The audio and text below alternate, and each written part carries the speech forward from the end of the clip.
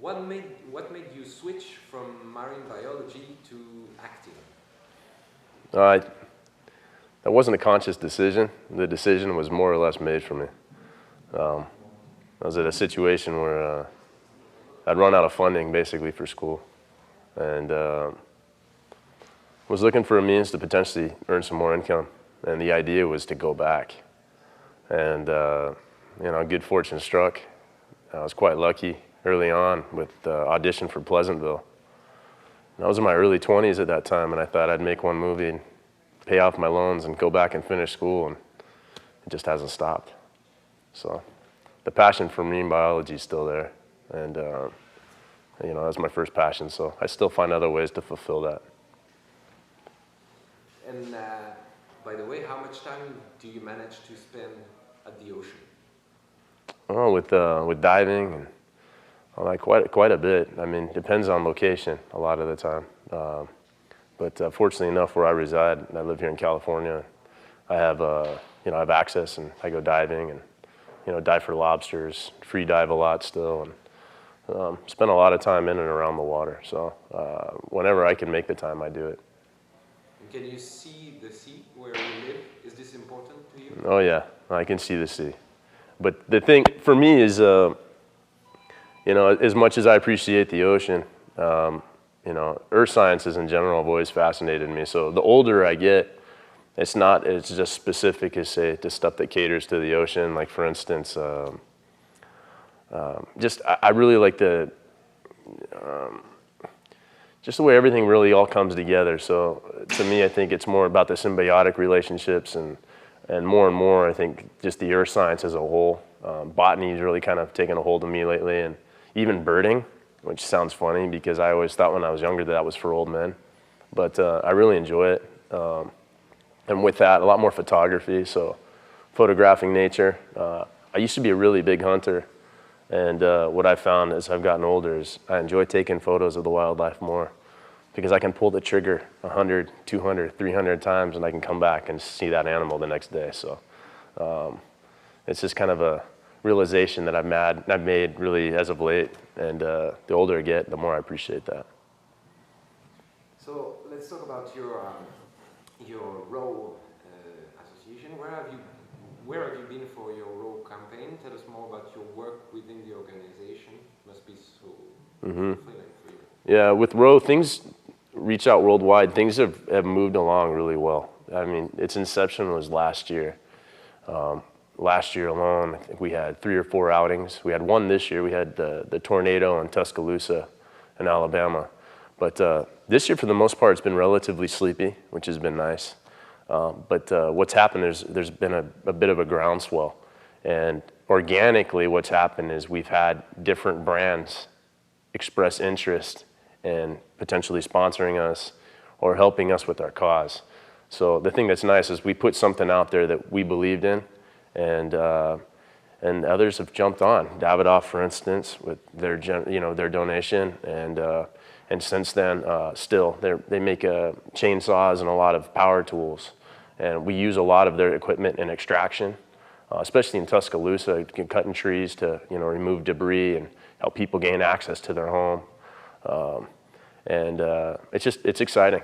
It's exciting to see what's happening. So the thing that I like is, so long as I'm alive and kicking and I'm making money and things are going well, Row can continue. But there's going to come a time where I might not necessarily be able to fund it. And so, to know that there's, the outside interests that are coming in now, to know that there's a good chance that this is something that could potentially be around well after I leave this planet, it's a good feeling.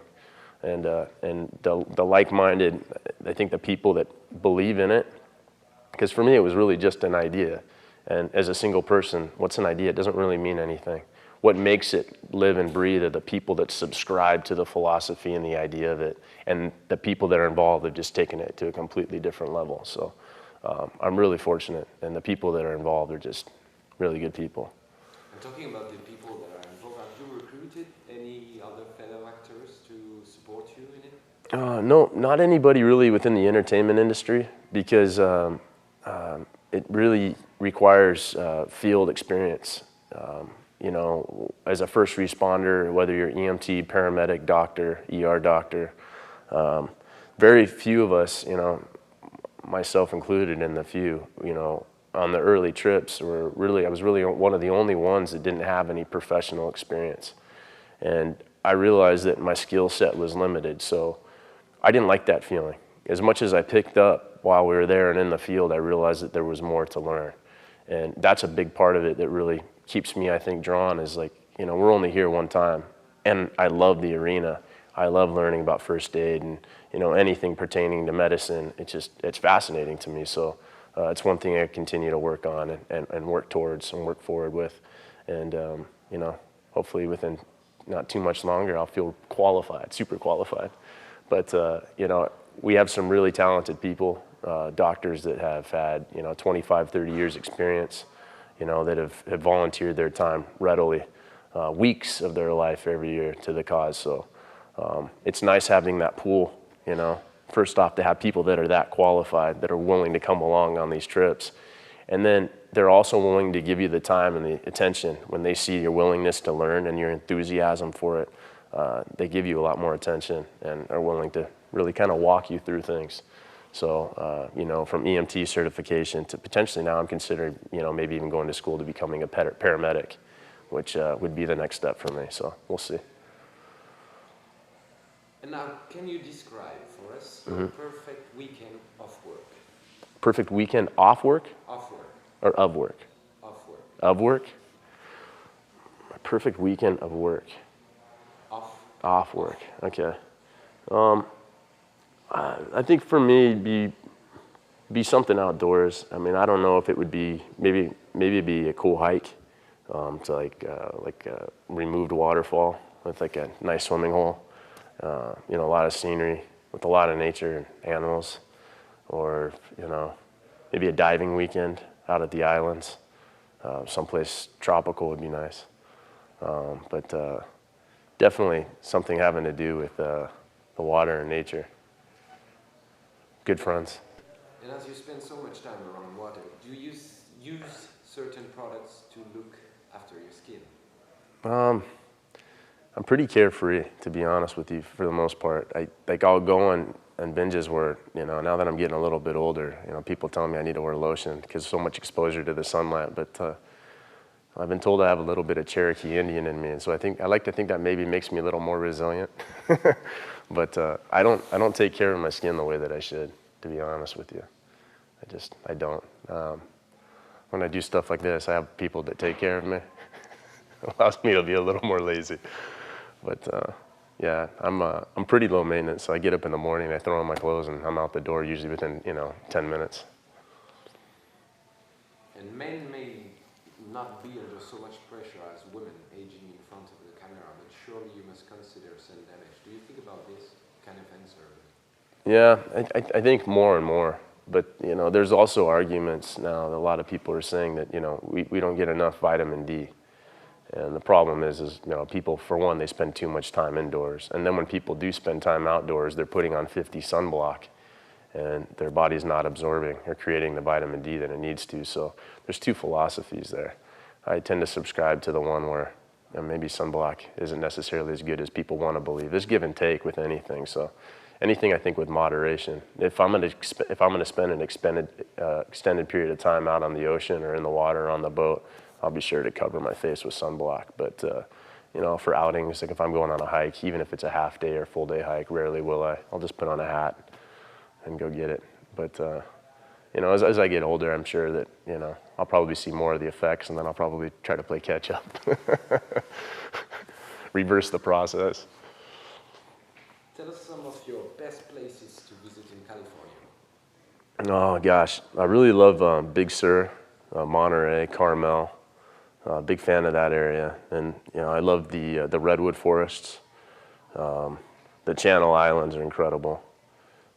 Most of my time is spent, you know, Santa Barbara North, my leisurely time. I was born and raised in Southern California. When I was younger, I spent a lot more time in San Diego and in Baja, Mexico. But as I've grown older, I appreciate more where it's more lush and more green. I especially am fond of the Pacific Northwest. So even as you press out of Northern California and into Oregon and into Washington, Vancouver and Canada, Vancouver Island, the San Juans. I love it up there. The rain's a little too much for me to live there full time, but as far as a place to visit's concerned, to me that's heaven on earth. I love that zone. It's magical, and there's nowhere else like it on earth. It's unique.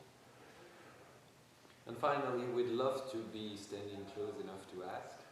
I'm close enough. But what do you smell like wearing Davidoff? To me, the thing I like about the fragrance is that it doesn't smell designed.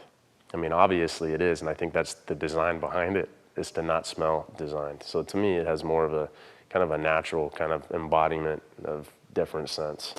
And I don't know that I can necessarily say that I smell this or I smell that. I just know what I like when I smell it, and I've liked it from when I was a small kid. So it's just been the fragrance of choice when I want to wear a fragrance.